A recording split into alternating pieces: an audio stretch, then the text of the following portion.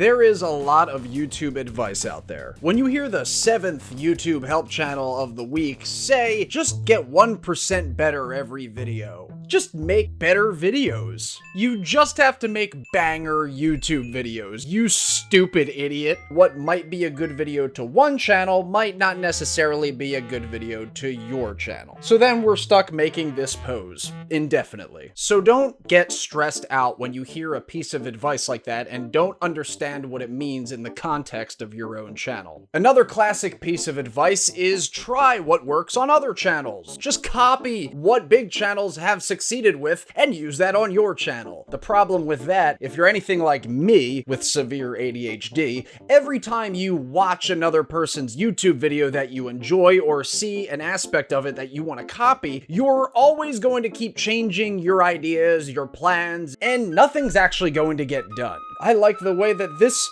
YouTuber does his videos. I'm gonna do that style. And then a week later, you have another epiphany. This channel has it all figured out. I'm gonna do this instead. Or you're gonna try some weird amalgamation of all the things that you've seen, and nothing's going to really work. The most important thing about this advice that these YouTube gurus don't really tell you is that when you take an idea from one channel or multiple channels and try to shoehorn them into your own content, then nothing is going to feel genuine. Your viewers are going to tell that through the screen, and it's just not going to feel right when you make the video yourself. You're going to feel like you're forcing it, and you're going to get discouraged. Kind of like another piece of advice that I see a lot, and that's try multiple things until you figure out what works for your channel. Just make 100 videos. Doesn't matter what they look like or how crappy they are, just make videos. But if you're going to do something like that, you need to know that it's make videos about one specific thing. The more specific you are, the better chance you have of succeeding. Being a variety channel not only splits your viewer base, but it also gives you a false sense of failure if some videos get views and other videos don't. If you do start a YouTube channel and your first video explodes, it does amazingly well, that's gonna feel great until you have to make a second video. I'll give you a perfect example. You've probably even seen this video in your recommended. Obvious cheater fakes blindfolded Super Mario 64 speedrun. This video has 11 million views, and it's the first video on this channel. You might wonder, why does a channel that had such great success to start off only has 3 total videos on his channel? Why wouldn't somebody capitalize on something like that? Because blowing up too fast on your channel is actually going to hurt you in the long run. This is especially true if you're fairly new to making YouTube videos. Your first video blows up, and then you can't follow it up with a video that can even get remotely close to the viewership of the first video. I mean, look at my channel, and you'll see exactly what I mean. So your first video might have, I don't know, 11 million views, and then your follow-up video will only get a measly bitch-ass 2.5 million views. So it does not matter how good that second video is, if it does not surpass your first upload that blew up so much, you're going to get discouraged almost every time. It's a weird thing that our brains do, where it tricks us as content creators that we are failing, when in actuality, we're clearly not. Which leads me into another point that I wanted to talk about. YouTube analytics are also bad for you. A lot of YouTube help channels and whatnot are gonna tell you, just take a look at your analytics, look at your retention, and whatever doesn't work, just adjust. Change your title, change your thumbnail. The problem is, you're gonna get obsessed with checking them almost hourly, every single day.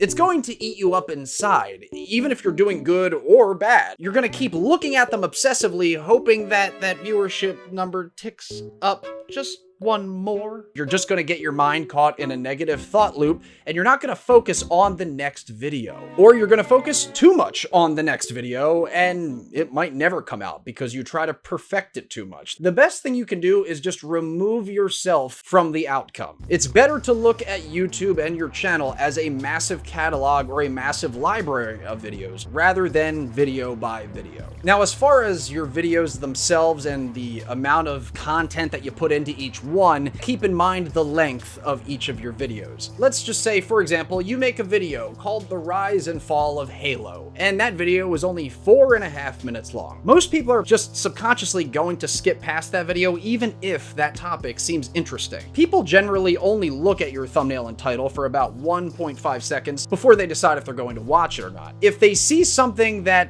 doesn't seem right to them, instead of overthinking it and whether they should watch it, they're just gonna skip right past it. Now, if you make that same video, but it's 22 minutes long, then most people that are interested are actually going to click on it because they feel like they're going to get a full amount of information. Another big piece of advice that I see a lot of YouTube guru channels try to tell you is that you should be utilizing YouTube cards and YouTube chapters. YouTube cards are those little pop-ups in the top right corner of a video that will send you to another video on the channel. And YouTube chapters are when the description of a video puts in different timestamps for a specific part of the video, and then you can just use the scroll bar at the bottom to just pop around for whichever part you actually want to see. The problem with those YouTube card pop-ups is that they kill your retention almost immediately. If you're trying to tell somebody to go to another video while your video is playing, they're just going to leave that video right in the middle or whenever you put that card pop-up. That's your worst case scenario. Your best case scenario is that, just like 99% of other YouTubers, they don't even click on them to begin with. The only time that I might encourage a YouTube card to be used is if you have some sort of series with many episodes in it and that you want to try and connect them, but that's what the description is for. YouTube chapters are also bad for your retention because people are obviously just going to use them for what they are. They're going to hop around to the part that they want to see the most, so it's going to hurt your video in the long run. Now, there is a positive for YouTube chapters. You can increase your SEO, or people finding your YouTube video on Google search, by using different headlines or chapter names throughout your video. But I wouldn't really worry too much about using them and just focus really on making the entirety of your video worth watching. And as far as YouTube features go that are absolutely useless, let's just get tags out of the way. Don't use tags. They literally do nothing. I'm not kidding. Put the word boner, just boner, in your next YouTube video tags, and I guarantee you're not going to be able to find your video if you type in your channel name and the word boner. Now, there's a big way that you can use live streaming on YouTube to really boost the engagement and the impressions for your channel. And you can find out all about that if you click this video right here. I wonder if I said boner too much to be able to monetize this video.